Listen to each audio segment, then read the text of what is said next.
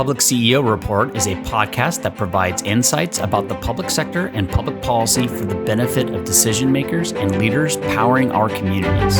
I'm your host, Ryder Todd Smith, and today we're joined by President of National Demographics Corporation, Doug Johnson, and partner at Nielsen Merksamer, Chris Skinnell. Doug and Chris, welcome to the PCEO Report. Thanks, Ryder. Good to be back. Good to have you back. Repeat guests on the Public CEO Report. Good to have you here. All right, so today I want to talk about what a lot of local government in California is abuzz about, which is the Supreme Court decision concerning the Santa Monica, California Voting Rights Act case. I'm sure there's a greater way to define that, but that's how they generally know it within the city world. And I want to talk to you about the outcome of that case. The first obvious question is, why am I talking to you two? So, Chris, why are you qualified to talk about this case? Well, Nielsen Merksamer generally is one of the leading redistricting and voting rights practices in the state of California, and I co-chair that practice. I've done redistricting for hundreds of jurisdictions and litigated a number of federal and CVRA cases throughout the state of California. So I have a fair amount of experience in the field. That sounds qualifying. Doug, how about you? Yeah, the same. National Demographics Corporation, or NDC. We've been doing this work since 1979, and I've been working on it. Well, started in 1991, and then came back in 2001, and been working ever since then.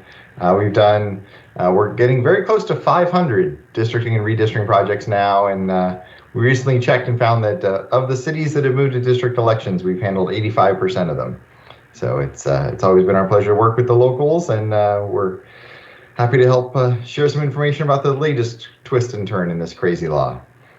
So I've had the pleasure of knowing you both for a long time, over 20 years at this point, and which is just kind of a happy coincidence. The three of us ended up in this world of, I guess it depends on your perspective, happy or unhappy circumstance. We ended up in this world together of local government in this particular niche of the California Voting Rights Act. But here we are. So clearly, we have two of the most experienced professionals in this space to help kind of dissect this lawsuit. So quick background for the audience that might be a little newer to this. Chris, do you have like a 45-second summary? Like, what was this case, who brought it, and kind of its recent history and why we got to this point? Yeah, I mean, recent history, it's been going on for probably 6 or 7 years now, and all is said and done. But it was a case brought by primarily the Shankman and Hughes firm, which is one of the big firms operating on the plaintiff side in this area. They sued Santa Monica, I think in 2017, might have been 2018, alleging a California Voting Rights Act violation and also an equal protection violation.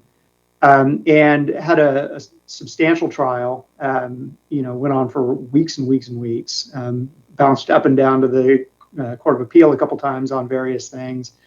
And at the end of the day, the judge ended up ruling in favor of the plaintiffs and held that the city's at-large system both violated the California Voting Rights Act and the Equal Protection Clause.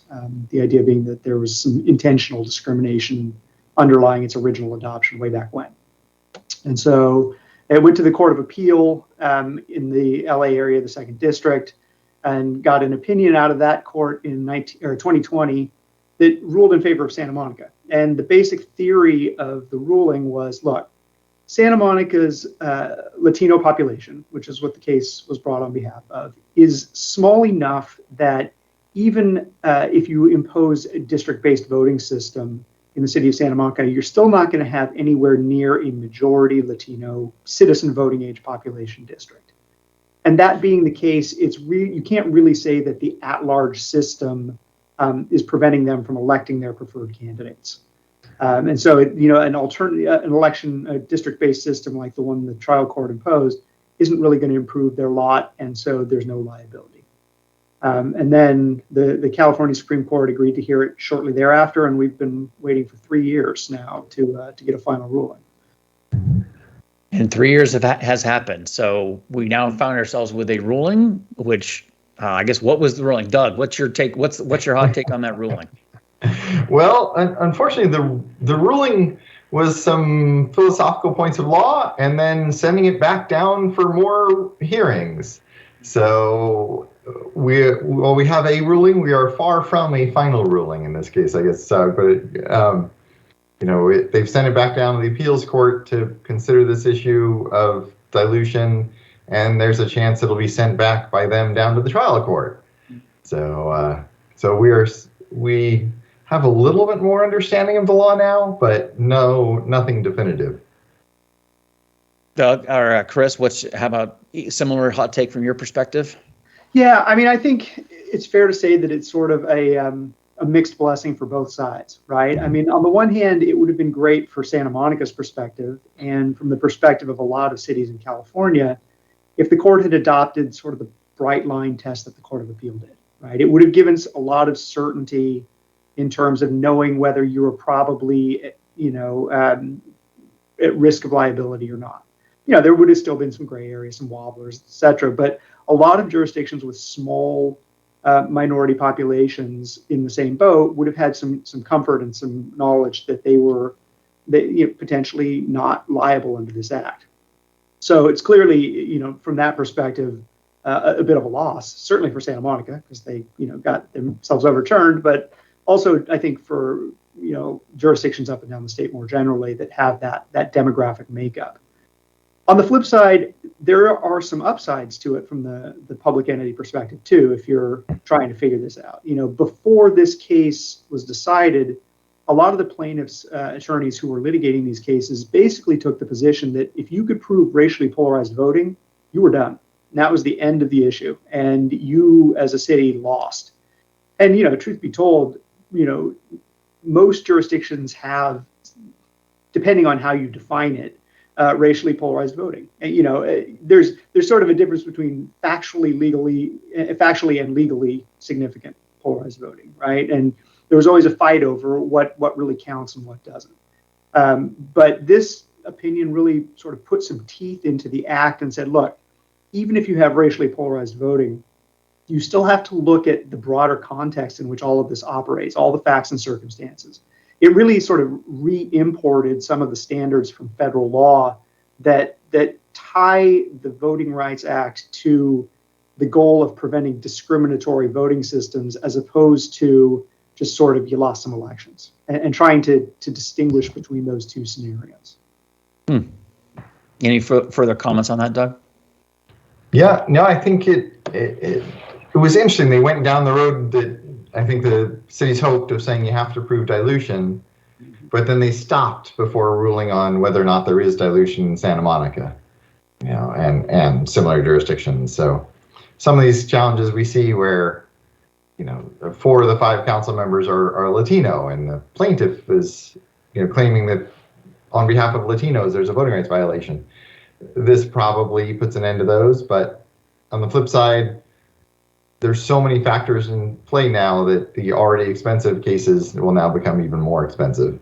So there's more defense for a jurisdiction, but it's also going to cost more to make that defense, and you're more financially at risk.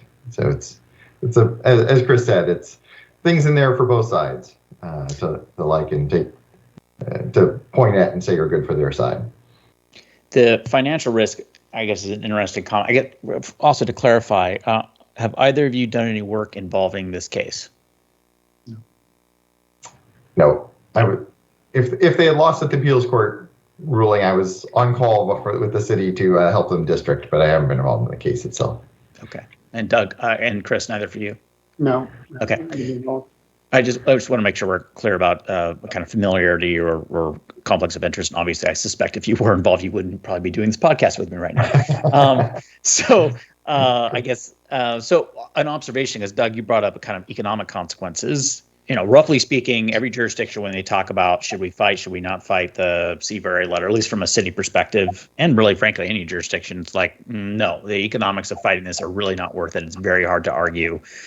Not in every case. There might be circumstances where it becomes worth the fight, but there's always economic risk. That economic risk, as I understand it, is you're on the hook for the attorney fees for the plaintiff if they ultimately prevail, and typically the system is likely for them to prevail. Is that a fair summary of circumstances?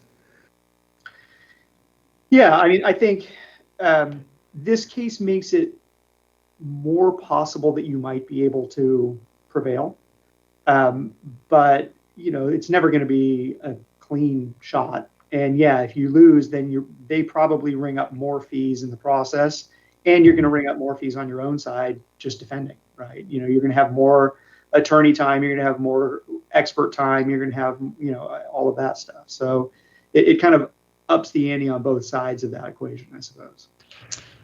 And did you have a comment on that, Doug? I was just going to say, there's a lot of talk about it. It's impossible to win. And where that comes from is that no one has won yet on the jurisdiction side. The 3 or 4 that have gone to court, the plaintiffs all prevailed in some form. But, that's a very limited pool of just 3 or 4 cases. So it's not impossible to win. It just is a long road, as Santa Monica is showing. I did actually look up before we got on this. I looked up, and the original case was filed in 2016. So we're 7 years into it now, and we're probably still, assuming there's no settlement, we're still probably years from resolving that case. I was going to ask, are we 3 years out from resolution, if not longer? Theoretically, if the Supreme Court sits on there, if it gets appealed back up to the Supreme Court, which I assume is possible throughout this entire circumstance, it could be 3 years plus whatever the trial time is. So we could be 5+ years out on this thing. Possibly. I suspect it won't take that long this time around. The first round, the 3 years in the Supreme Court, you have to keep in mind that, 2020 and 2021 were a weird time, obviously. So a lot of cases got bogged down a bit. So I don't know if I would consider that to be, an indicator of the future, length of time for that sort of thing. But it could be several years off. I appreciate your claim that 2022 is not a weird year, or 2023, which they seem equally weird to me at this point, but maybe for different reasons. And just notably, I don't know what the exact number is, but there's a general assumption that Santa Monica has probably had to expend, or is potentially on the hook for $15+ million throughout this process. Is perhaps the case, or more? Last I heard, it was 25 to the plaintiff's attorneys. So never mind what. Yeah, so never mind what Santa Monica spent on their own attorneys, and that's not a pick on Santa Monica. It's just like they're out there waging a battle, which I know there's plenty of cities that are probably quietly on the sidelines, like applauding and hoping they're very successful. And we know that there are numbers that are kind of very interested in the outcome of this case, which is why we're doing this whole podcast. I also noted just because they're theoretically going to have a lot more legal work ahead of them to get to the end game, as you just kind of noted, and. At some point, they may choose to settle too, in which case, depending upon, I guess, depending even how they settle, will have no actual bearing on, like, the settlement won't actually establish case law, right? So we will end up stuck with this amorphous decision at this point. That's right. Yeah. Right. So I guess the dream is that they at least battle it through, so we get some bright line determinations from the courts. Is that the hope?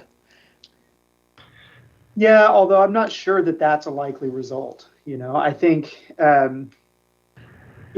whether they win or lose, it's going to be based, because the test now is all the facts and circumstances, it's going to be based on Santa Monica's facts and circumstances. And so, that may be of limited use in terms of deciding, if you're a different city and you have different facts and circumstances, how that plays out. We may get some additional guidance, but it may not be helpful necessarily. So, Doug, can you comment on that a little more further? Fundamentally what I'm hearing is, and this has always been part of the discussion, is just like, even if Santa Monica won, whatever that meant, that wasn't necessarily like everybody else could just basically put a stop to their district formation processes, right? So can you kind of clarify what that means? Yeah, it all depends on how they win, if they win, or even if they lose. So, Santa Monica is weird for one of these cases in that, they had a Latino on the council. They had elected a couple of Latinos. It wasn't a place where there weren't any on the council. They, ironically, after the case, over the 7 years since this case was filed, they currently have a Latino majority on their council. So this is the weirdness, and the ruling touched on that a little bit about the remedy has to not make Latinos worse off in their ability to elect. So there's all those dynamics. The plaintiff's husband is on the council. It's a very unusual set of facts that we're looking at here post the filing of the case. So if they're specific to that specific facts, and as Chris mentioned, they can only draw a 1/3 Latino seat. And it will include, I think, last I looked, I think it will include 3 of the current Latino council members in that one seat. So they would actually lose. So there's a lot of odd facts that are Santa Monica specific in here. It does raise a couple of interesting questions that the ruling leaves open, and we'll get into this, but there's talk of the plaintiffs need to show that a legal alternative system would make them better off. Well, in Los Angeles County, cumulative voting and ranked choice voting and those kinds of unusual voting systems can't be handled by the county election systems. So do those count as legally viable? Maybe, maybe not if the county can't implement them. So there are some questions that might be useful to have the court raise, but whether the court will go there or not, one never knows, right? Right. And just, sorry, this is a horribly naive question. They never ended up moving to districts, right? Because they've been in this court battle? Right. So they ended up electing 3 Latinos to city council at large. Yes. Mm-hmm. Right. But they all hail from a similar area such that if they went to district elections, in all probability, they would all end up in one district and they'd get narrowed down to one of those 3, probably making them back on council, theoretically. Most of them, yes. Yeah. Interesting. All right. So what's supposed to happen now? This has been, you said it was, I don't know if the right word is remanded, but it's been sent back to where? An appeals court? Yeah. So when the Court of Appeal decided the case in 2020, there were sort of 2 questions. There was this issue of, is it really dilution if you can't really have an alternative system that would make it better? But there was also there were also questions on appeal about just the ruling that there was racially polarized voting, whether that was correct or not. And so the Supreme Court sent it back and said, you should figure that out. That issue is still out there. We're not going to rule on it because you haven't considered it yet. And so in theory, the Court of Appeal could do that. Or it could send it back to the trial court for more fact finding. Some of the issues that Doug raised about the majority being on the council and the fact that they're, all in the same area. The Court of Appeal could say, well, look, based on this new standard, we need to send it back for additional trial court proceedings. And so we'll see how they decide to go there. If I were betting, I would kind of lean toward the latter. I would suspect that they will send it back down further, but maybe not. What's the timeline to find that all out? I would think in the next probably couple of months at the latest. The Supreme Court will send it back down pretty much right away. And then, once the panel that has this case assigned to it has a chance to sort of review it and consult and, decide what their best course of action is, then they'll issue an order one way or the other. Okay. All right. So as we've kind of harped on, we don't have a near term and immediate answer, but we know there's a bunch of cities out there, as there are constantly in other jurisdictions, not just cities, that are either proactively or reactively moving towards district by district elections, right? Like what math, and I realize every city has its unique circumstances, so you're not offering legal advice. What is their, like, what's their... Thank you for that disclaimer, Ryder. Well, I try. I pretend to be an attorney on PublicCEO. What's a city do? What's an agency to do right now? Do they freeze? Do they boldly move forward? Because there's also some interesting secondary kind of tensions around increased outreach requirements and other legislation that's looming out there, which I don't want to go down that rabbit hole, but Doug, you might want to touch on that for 30 seconds too in the course of some of this decision making. So Doug, why don't you comment on that first? So looming in the background of all this is AB 764. Which is the Common Cause is sponsored, and it's a bill that's moved through the legislature. It's been approved by the Assembly. It's been through the Senate committees, and it's sitting in Senate Approps.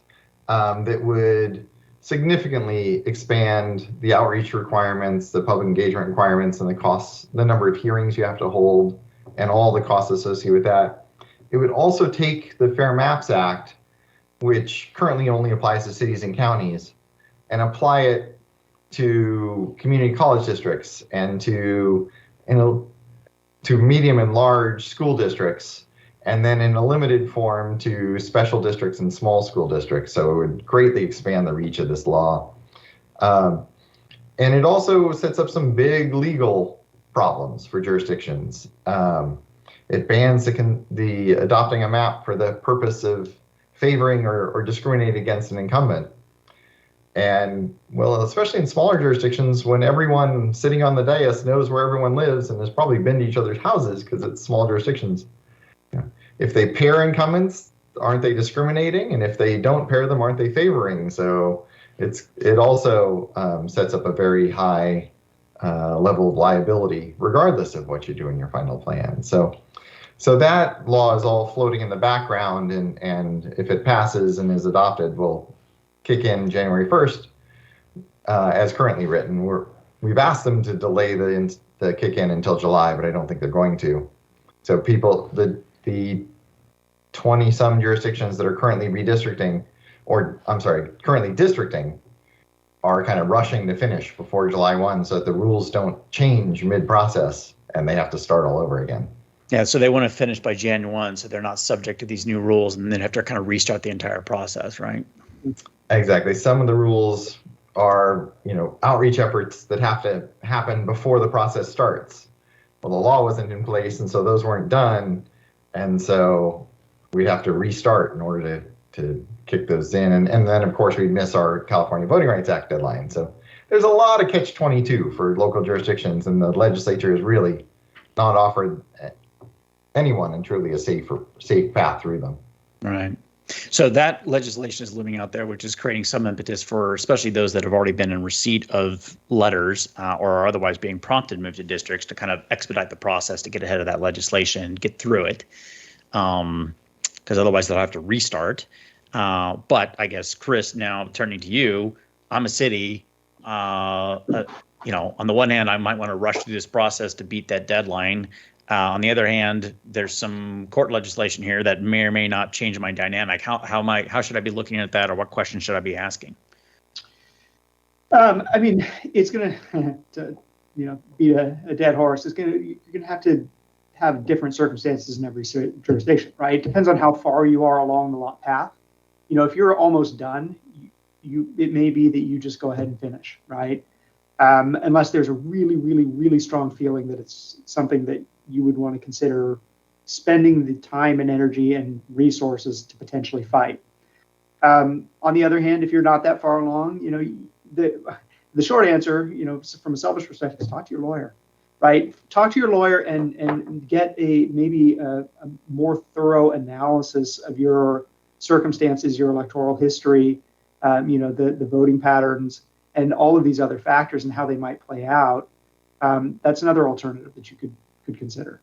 And it's really going to depend because, I've dealt with jurisdictions that go kicking and screaming into districts, and I've dealt with jurisdictions where they're kind of like, yeah, we're not sure we love it, but we don't care that much, right? And so where you fall on that spectrum will also guide, how you approach this. If you don't care that much, then maybe you just go ahead and do it anyway because it's a sure thing. If you are, adamantly opposed to it, then maybe some additional analysis is the way to go. So you have a better sense of what your risk factors are and whether, you even have the ability to potentially fight it if that's where you want to, or something you want to consider. Yeah. Interesting. And Doug, any follow-on thoughts to Chris? I would just say, this is something that Nielsen Merksamer and NDC have been working on with jurisdictions in the past to look at potential liability, and I think Chris is right. This has opened a door to more opportunities for defense, but it also has greatly expanded the scope of what we have to look at to do that liability analysis up front. So definitely, it won't be as quick and easy as we often could do them in the past, but there's more potential to say you may be able to defend yourself than there was before. Interesting. Are there, at the risk of having glossed over it earlier, and probably because I'm just, you guys are better versed in these issues than I, are there any other unique elements of this case or key points of the ruling that I failed to really give you a chance to highlight or discuss that you want to touch upon real quick, or do you feel like we've covered the basis on those? I mean, well, I think the one big thing, right, the one sort of elephant in the room, so to speak, is the fact that the court did not address at all the issue of influence. Yeah. Right? The California Supreme Court, and it's a departure from the federal court, says that you can be liable if you have harmed the ability of the minority group to influence elections. And, you know, it's not really clear. It's never been clear. You know, there are cases that specifically say, we don't know what that means, right? We have no clue how you would define influence in a meaningful way. Does it just mean, you know, one extra vote? Well, maybe. And this court, you know, gave a couple of examples of what kind of maybe could be influence, but really punted on the issue because it's not how this case was litigated. It was litigated as the ability to actually elect your candidates of choice. And so there's sort of that big issue hanging out there that's maybe the other shoe to drop at some point down the line, you know, a plaintiffs group that actually pursues that influence claim and what that means. So, you know, that's a limitation of this decision in terms of the guidance it provides. Doug, did you have a following comment you wanted to make to Chris? Yes, just I had the same thought popped in my head that he mentioned about the influence claims, and just to put some numbers to it, in Santa Monica, it's a little hard to follow because we're talking about only drawing a district that is just 30 or 35% Latino. But the plaintiff's case in Santa Monica is that there's enough crossover voting that they can win that district. It's only 30 to 35% Latino, but the plaintiffs argue they will win it. And so this whole point in the law about even if the plaintiff group can't win, they can influence election, isn't a question in this case. Neither the plaintiffs nor the city are raising it. And so the court completely dodged that issue and said, we don't have to address it.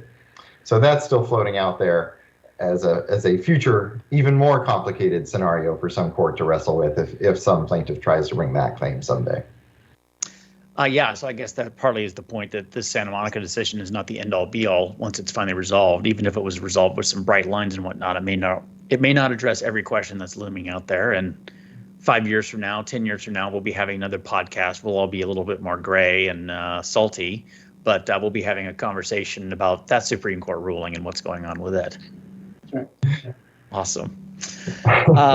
All right. Do you gentlemen have any other final thoughts real quick before we start to wrap up this conversation? Like I said, I wanted to get this out pretty quick just because it was such a interesting case of such interest to the local government community in California. And I figured having two of the preeminent experts on a call to discuss it would be helpful for them. Any final thoughts around this case or what jurisdictions should be thinking about? I guess I would say it's probably good for the cities that the court has added these elements of the defense to the mix, but it takes a very, very complicated field and makes it even more complicated, unfortunately. And unfortunately, I mean, that's really been the trend in voting rights law generally, right? It's not just the California Voting Rights Act. It's in a lot of respects, what this opinion does is it backs into the Federal Voting Rights Act again. Right. And so now we're kind of back in that pre-CVRA world, except for this one little piece about not needing to have a majority minority district. So, you know, and the Federal Voting Rights Act case law is getting more and more complicated. So that's just the trend in general. You know, it's a little frustrating in particular for small jurisdictions because these cases tend to get decided, you know, with sort of large jurisdictions with resources in mind. You should have done this study. You should have looked at this. You should have done that. And it really puts small jurisdictions that have more limited resources in an increasingly difficult spot, right? Because the cost of doing those sorts of things, even if you're, you know, not looking to fight it, can really start to rack up the bills. And so, you know, that is an unfortunate side effect of all of this stuff. Yeah. On the flip side, those of us that are kind of election nerds, now we get to talk about cumulative voting and thresholds of exclusion and all kinds of stuff that most people's heads will just explode and spin off the top of their bodies about. But this opens the door to a whole new realm of complicating this issue. Your wives are both so lucky to be able to have that dinner conversation with you now. I'm sure they're thrilled. Absolutely. Oh, yeah. All right. How, Chris, if people want to get a hold of you, what's email and website for the URL? Yeah, website is www.nm for Nielsen Merksamer, govlaw.com.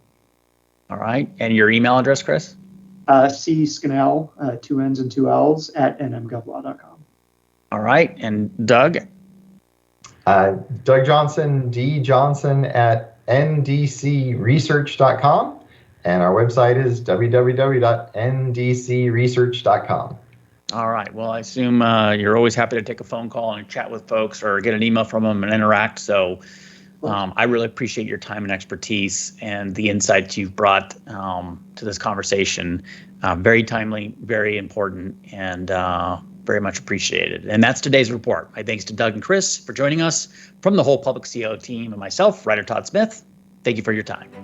We hope you learned something new and inspiring that will help you in your public service. Remember, PublicCEO has a daily newsletter that is free to those who sign up at PublicCEO.com. If you have feedback, questions, or guest suggestions for PublicCEO Report, please email editor@PublicCEO.com.